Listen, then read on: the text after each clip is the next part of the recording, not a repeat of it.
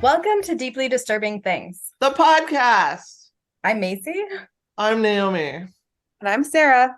And we are three counselors, one of whom is sick, here to entertain you with Deeply Disturbing Things. And educate. Okay, wait, and enlighten. I'm feeling kind of sad because when I talk, it doesn't pop my face into the main. No, your face is in the main right now. You're popped. You can't see yourself. No, you can. You just need to go up to the view button on the right-hand side. No, it's okay. Gallery. I don't need to see me. It's fine. I just thought. Or press spotlight speaker, and then an easy fix. It's cool. But on my end, just know you're popped. Cool. Okay. Oh, so you can put the view and put gallery, and so you can see everybody. I can see everyone at the top. I should probably do that for the recording. I just did that now, so we're good. Okay. Cool. I'm excited about this topic. Sweet. This is like three topics in one, but they're all connected. So we're starting in the past. Okay. Moving to present day with this topic. How are we going to do that? You may wonder. Well, without a time machine? Without a time machine, we're going to be doing this. Wow. So listen and learn when I talk to you about Operation Big Buzz. Okay. We used to have a thing called the Cold War. This is like back in the 50s when we were really worried about communism. And so we had a lot of secret military programs. Remember I did that one on MK Ultra where they were like doing the testing. Yeah, testing like mind control and everything. So this was a different Cold War secret military program that dropped 300,000 mosquitoes on the Black neighborhood of Carver Village in Georgia. Whoa. So what the government was doing was testing the viability of deploying mosquitoes as a delivery system of disease warfare. And they were testing it out on civilians? Yes. I'm guessing that there was no consent forms. Yes. What? You are both accurato. Whoa, mama. But the government's doing things or did things without people's consent? Shock. And they don't have our best interests in mind. Coincidentally, I got bit by something last night. I have little bites on my hand. I don't know if it was a mosquito or not, but something bit me. Government bug. The U.S. military did this entomological warfare field test in 1956. So they dropped these or dispersed these 300,000 mosquitoes from both airplanes and on the ground.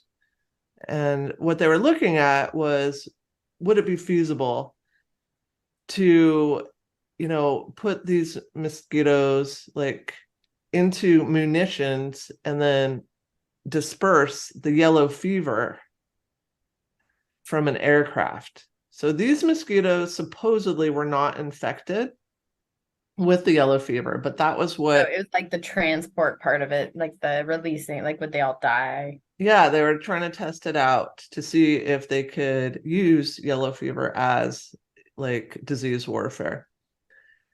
And so that makes me feel a little better. They thought supposedly I mean, we're talking about an operation already that they were doing without consent. So where does the truth start in that?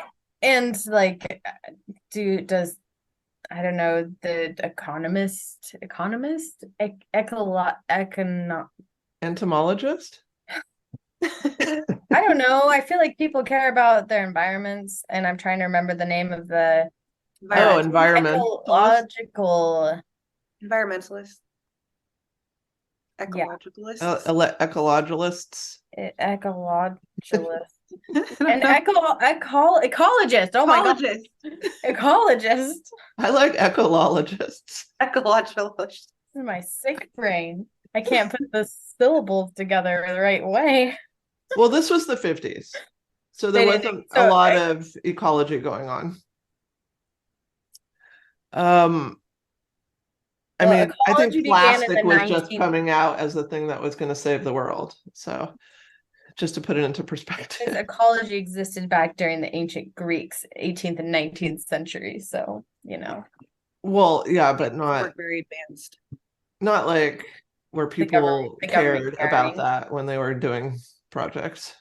Well, I'm sure the government still doesn't care if it's in the way.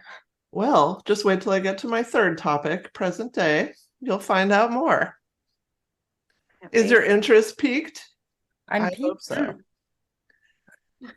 So there are two things we're looking at. First, producing, storing, and loading into munitions, and then dispersing the mosquitoes from the aircraft. And then the second was to determine, once they were dispersed, how they would survive the dispersion and would they seek meals. So I need to emphasize that the meals were blood meals from humans on the ground. Or animals. I'm sure they could go for animals too, right? Right, but they're looking for humans because they wanted to, use yellow fever as warfare, disease warfare. I mean, animals maybe can get it. I don't know. I didn't look into that. So they created a total of 1 million female mosquitoes for the testing. So I learned in my research that the females are the ones that bite. The males don't bite. I didn't know that. I didn't know that either. The Usually the females in insects are the more deadly ones in general.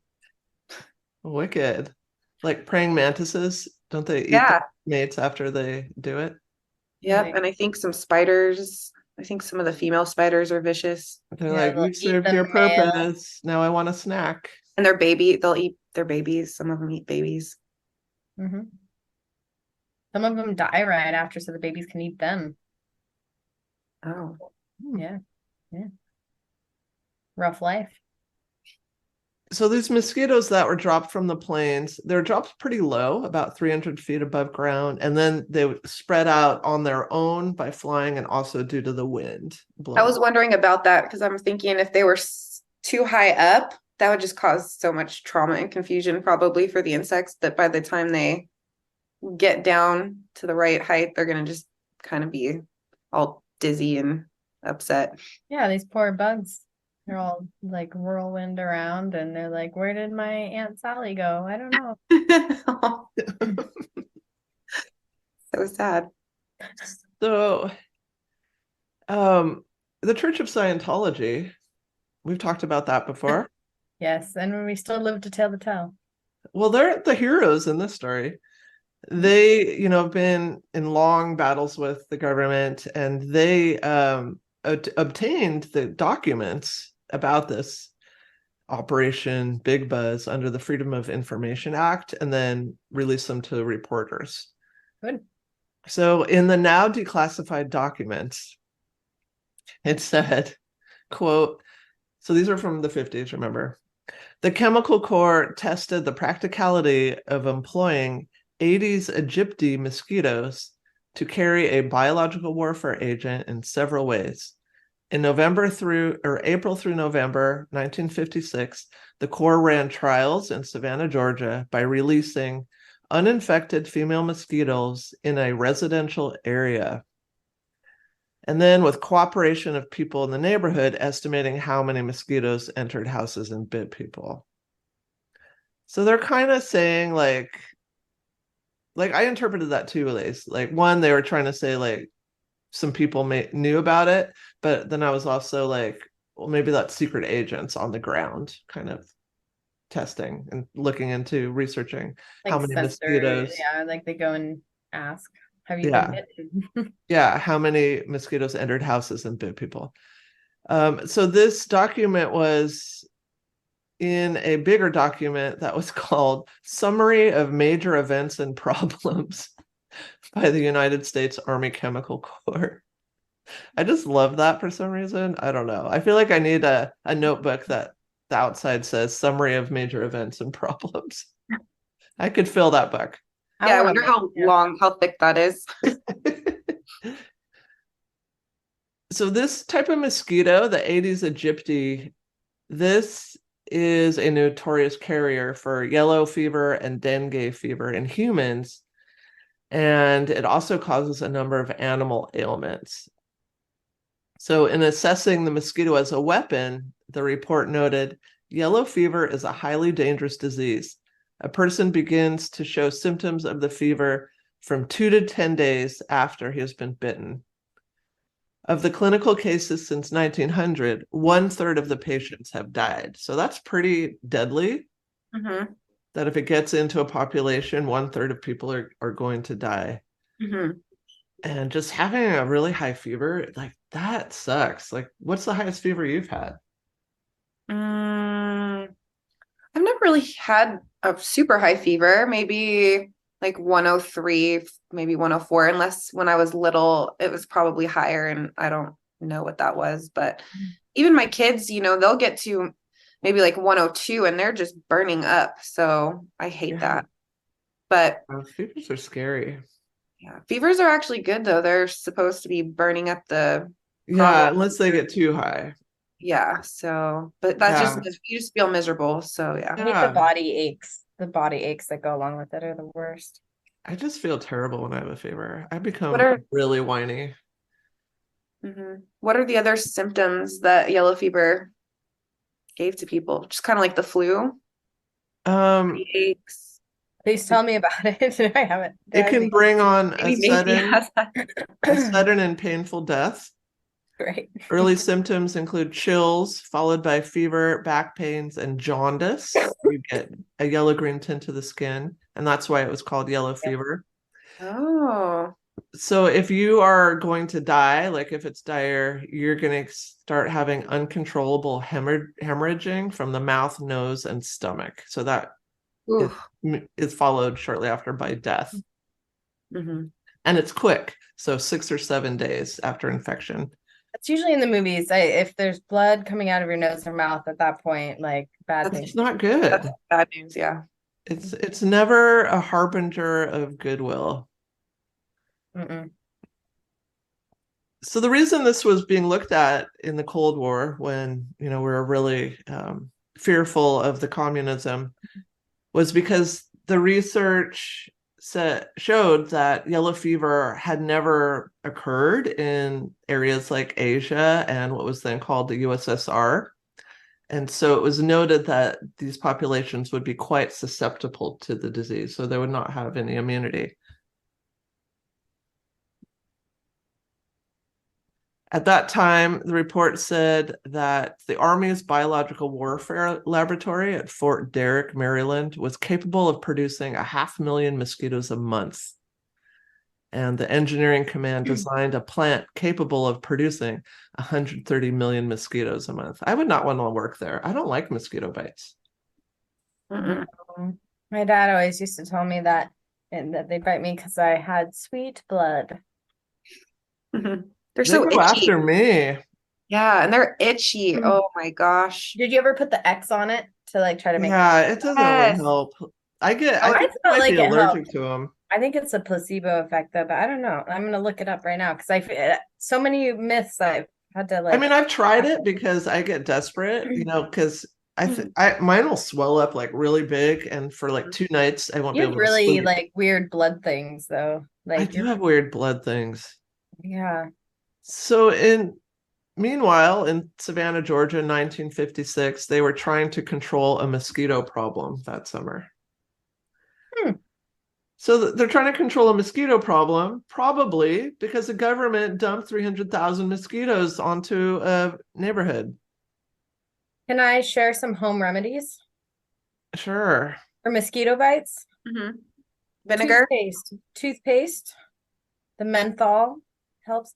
Honey, a banana peel, the underside of it. It helps irritating itch.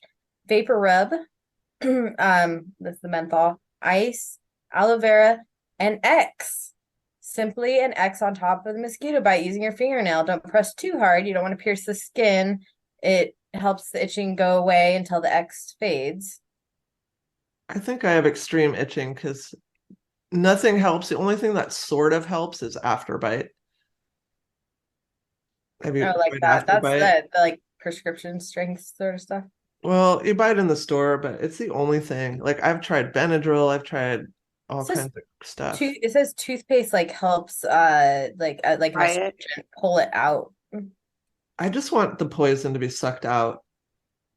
by put toothpaste on it then. Well, I'll try that next Or I've time. have never Paul heard of brush his teeth and then Afterbite. kiss it. Afterbite, you can just buy Yeah, it at the store. I have some of it. It's the that's thing cool. that works the best for me. And when Stella gets the black fly bites on the back of her neck Oh in yeah, the summer, it totally helps with that itch, and that yeah, itch can be really bad. yeah. I like a So good home remedy though. Thanks, Macy. You're welcome. within a day, the mosquitoes had spread and had bitten many people. They spread around 2,000 feet. Another report I read said 1 to 2 miles, so I'm not sure. I reported on the lower end. Why Savannah? Like, why did they pick that area? Good question. 'Cause Racism? I did some research. Well, racism Yeah. at play, but I did some research, and yellow fever epidemics had struck the United States repeatedly in the 18th and 19th century, and port cities were the primary targets. Mm.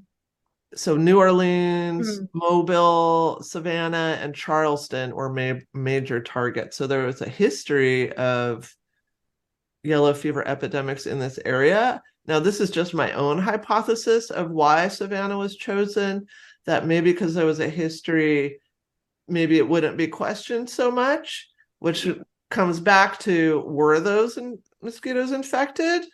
Right. Because I watched some interviews and some Savannah residents have their doubts. So in 1878, there was a big epidemic in that area, and 100,000 to 150,000 people died. So it was a big epidemic. Savannah's first major yellow fever epidemic was in 1820 when 666 people died, 666. And in 1854, 1,040 people died. But overall, it was, up to 150,000 deaths. Yikes. That's a lot. So that was, the 50s and the 1800s. So we went way back. Let's go to 2021. Quick question. Just a little Yeah. bit. Go to 2021. Did you find out the lifespan of a mosquito during your research? Because I'm just wondering how long were they able to kind of go around and cause. I didn't look that up. Oh, Do you want to look it up? yeah. Well, I can't because my phone's still giant. Sorry. What was the full question? How long do mosquitoes live? Life cycle? And how many people can they bite? Like if they pull blood out of one Like, is person. it one and done? Yeah. Four stages, egg, larva, pupa, and adult. And they But I'm sure they don't release, they release them during adult phase. So it says that they are, depending on the species, females lay their eggs either individually or attached in groups called rafts. The eggs are placed either directly on the surface of water, on the edges, in tree holes, or in areas prone to flooding from rain, irrigation, things like that. Okay, so the egg is laid out of water. If the egg is laid out of water, it is subject to intermittent flooding. The embryo may lay dormant for years until the ideal natural hatching conditions are met. So they can actually lay through winter cycles and not hatch for years even. But once they're born, how long do they live? Does it say? Larva stage is 4 to 14 days, and then the pupa stage is about 4 days, and then male mosquitoes only live 6 to 7 days on average. Females with adequate food supply can live up to 5 months or longer. Oh, that's a there you long ass go. time. With That's the a lot of average female destruction. lifespan about 6 weeks. Average lifespan 6 weeks. Oh, so they can live up to 5 months. You could be but- biting a lot of people in that time. Yeah. So she locates her victims by the carbon dioxide and other trace chemicals exhaled. Don't breathe out. Oh, the female flight range is 1 to 10 miles, but some species can travel up to 40 miles before taking another meal. After each blood meal, the female will lay her eggs, completing the life cycle. So that's why when I read, I try to always go to different sources to get info. Like the first source said they traveled 2,000 feet, and then another one said 1 to 2 miles. And this one said 10. So maybe 1 to 2 miles is more accurate. Right. And this is the VDCI mosquito management website. And about mosquito biology by raid.com. If they mate with male mosquitoes when they're down there, then that would probably infect those guys. And this could have kept going for a while and then laying eggs of infected. Yeah. And for years, the eggs could lay dormant. So they don't even know how many generations that impact. Yeah. Well, exactly. You ready to move to 2021? Yes. Thank you for that info. All right. This podcast is making us so freaking smart with random facts. I swear though, what just happened? Sorry. You turned your camera off. It's okay. I just moved my I forget half of it until I'm like, oh yeah, that. Well, and then I feel like people don't believe me. Sometimes I'm like any topic they bring up that's weird. I'm like, oh yeah, we did a topic about that. We did a podcast about that. We did a podcast about that. Yeah. And I'm like, yeah, but it's also like it feels like all of these files that are just like buried in there. Like I'd have to actually sit and think about it. I'd have to maybe have the discussion 2 or 3 more times to be able to pull everything out readily, but I can vaguely remember things. I was watching a show and they had like a quick scene about cow tip, like of somebody doing cow tipping, and I'm like, that's not real. Not real. Thank you, DDT. DDT saves the day. Okay, 2021. What was going on? What was the big deal? Y2K? COVID. No, that was 2000. 2021, Macy, not 2000. So in 2021, COVID vaccine hesitancy was much higher among Black Americans than white Americans. Mm-hmm. So, quote, caution is a rational approach to centuries of structural racism, said Savannah resident and activist Natavia Sanders. It makes sense for Blacks to question vaccines and studies after countless times of being the study for things without their consent or knowledge. So I wanted to just kind of connect things through time and how our field, we work in the field of psychology. In our field, we need to be careful that we're not pathologizing mistrust or paranoia about the government and medical and scientific institutions, because this is really justified. There's a justified history of it. And this pathologizing leads to Black individuals being more likely to be misdiagnosed with schizophrenia. A 2014 review found that Black Americans were 3 to 4 times more likely to be diagnosed with schizophrenia than white Americans. I just wrote about that yesterday, and they're like only like a quarter will get the mental health treatment that they need.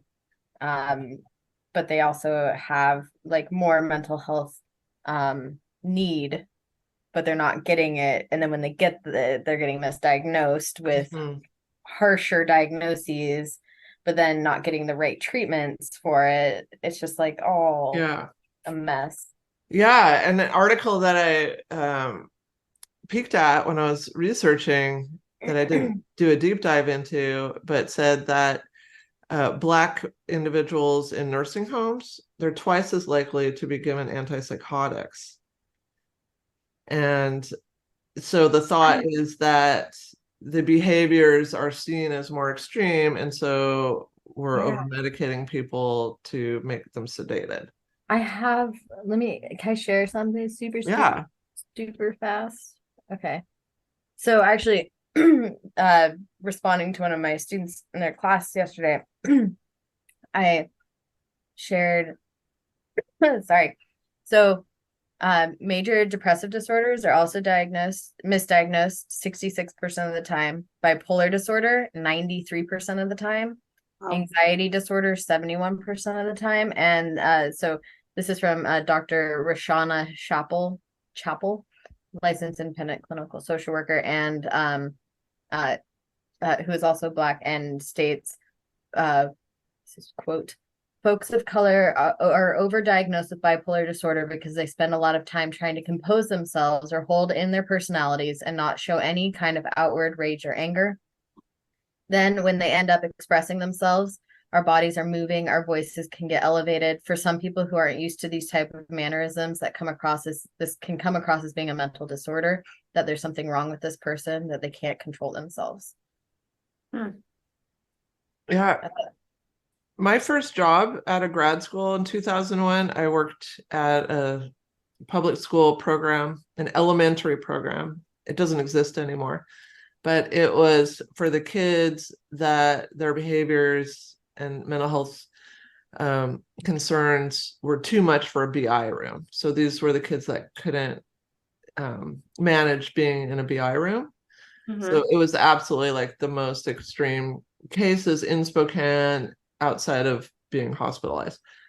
And in my classroom that I worked in, we had like, it was very small, it was like 6 or 7 kids with 3 staff, and I was the mental health counselor. And half of the kids were African American kids.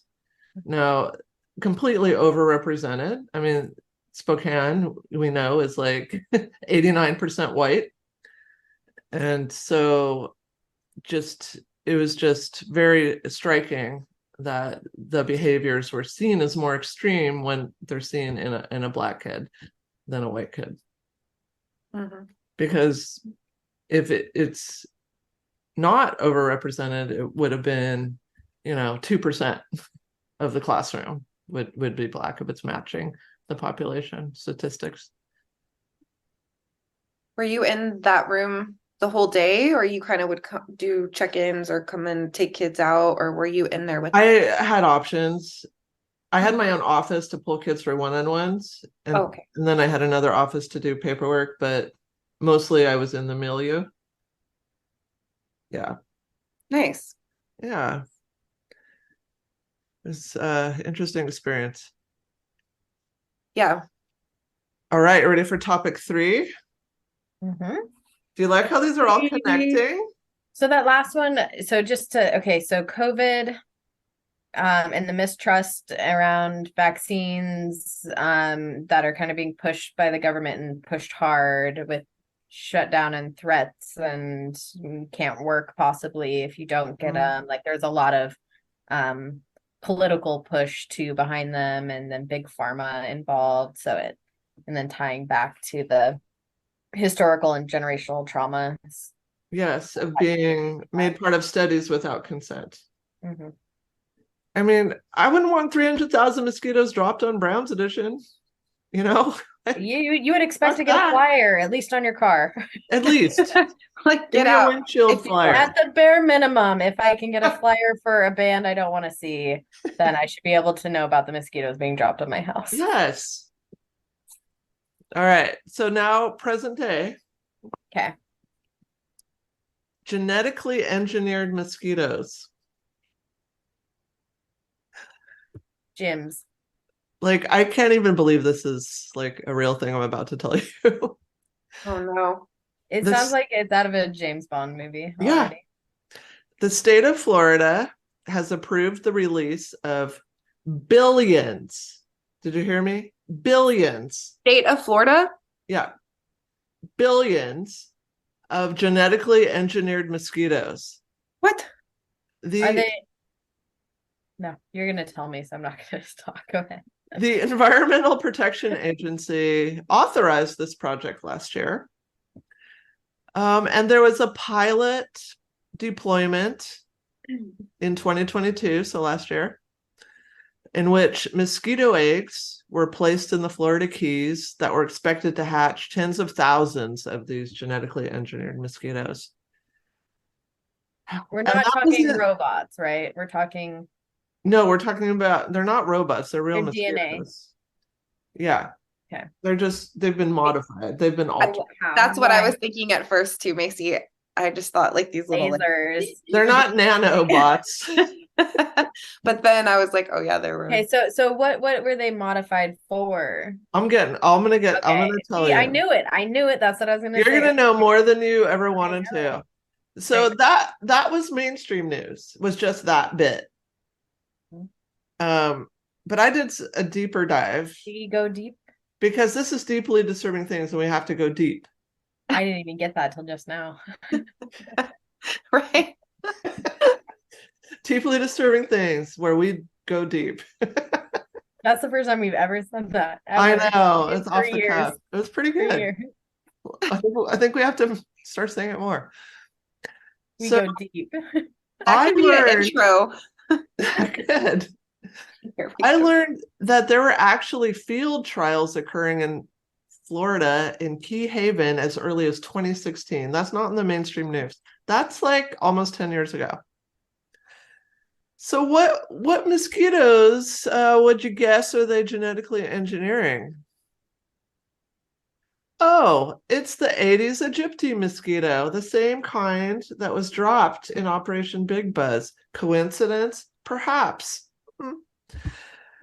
So this mosquito, as I mentioned, is known for carrying the deadly yellow fever and dengue fever, and then another disease called Zika. Mhm.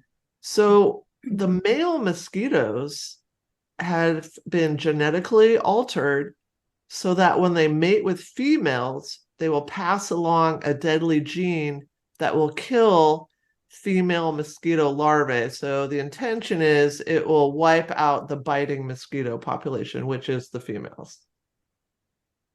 Thoughts so far before I keep going? I don't know. I learned in kindergarten about the ecosystem. I'm going back to ecology here as a baseline.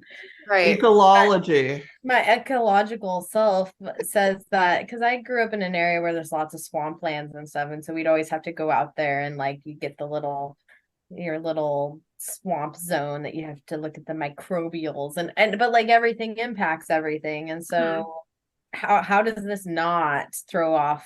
There's got to be a reason for mosquitoes. How are not the elephants now going to die somehow in some butterfly effect? Yeah. Yeah. I mean, I was raised the same. I had a science grandma, and, we would lift up a rock to see the insects under, but you had to place it back exactly how it was. And science guy. Are they saying they're dropping these guys because they want to wipe out the biting population, female mosquitoes, for everybody's good? Or are they really just releasing disease mosquitoes and that's what they're saying they're doing? You raise valid questions. Thank you. I mean, aren't there enough preventative strategies? Like, couldn't you better spend that money on getting people mosquito nets, prevention things? Like, there's like the netting things. Like, if you live in an area that's swampy and there's mosquitoes, then you could put the money as a government towards preventative measures instead of, I mean, 100%. Unless there's like an overpopulation, which if it's an overpopulation, then you find a natural enemy and put them out there, not a foreign one like the cats. Bats eat mosquitoes, right? Release some bats. They do, and I'll wrap up with some tips and tricks. Nice at the end. But I love how we're all thinking on the same track. Mm-hmm. So, like I said, I did a deep dive. The biotechnology company that genetically engineers these mosquitoes is a British company called Oxitec. And they applied not only to release billions of mosquitoes in Florida, but to release billions of mosquitoes in California as well.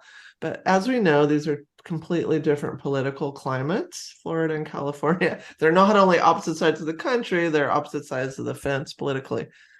So environmental... Sounds like an evil corporation. Just saying. Oxitec. Oxitec. What was the name of the company in Monsters Inc. That's kind of, yeah, what it was that reminding stole me like the kid screams to like power of. the Supreme Court? No. lights? It was something. Oh, it was something. Come on, Sarah, don't you remember? I love that cartoon and I can't remember.